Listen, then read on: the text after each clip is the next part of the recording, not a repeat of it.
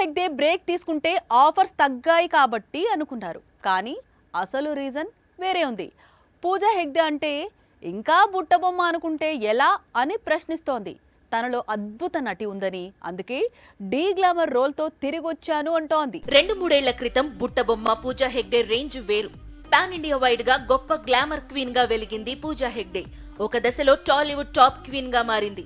2021 వరకు తిరుగులేని స్టార్ గా కనిపించింది. కానీ రాధేశ్యామ్ తర్వాత పూజా కెరీర్ లో డౌన్ ఫాల్ స్టార్ట్ అయింది. Back to back disasters, Guntur కారం నుంచి లాస్ట్ మినిట్ లో ఎగ్జిట్, 2 ఏళ్లుగా పూజా హెగ్డే కనిపించడమే మానేసింది.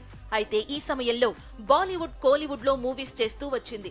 అందులో భాగంగానే సూర్య నటించిన రెట్రో మూవీ నుంచి టీజర్ రిలీజ్ అయింది. ఇందులో పూజా హెగ్డే రెగ్యులర్ గా కాకుండా డీ గ్లామర్ రోల్ చేసింది. దాంతో పాన్ ఇండియా షేక్ అయ్యింది. మిగతా హీరోయిన్స్ డీ గ్లామర్ రోల్ చేయడం వేరు, Pooja Hegde D glamour role చేయడం వేరు. గతంలో పూజ ఎప్పుడూ ఇలా కనిపించలేదు.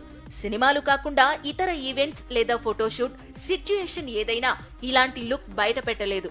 మొత్తంగా సూర్య కొత్త సినిమాకు Pooja Hegde new look special attraction గా మారిందని చెప్పవచ్చు.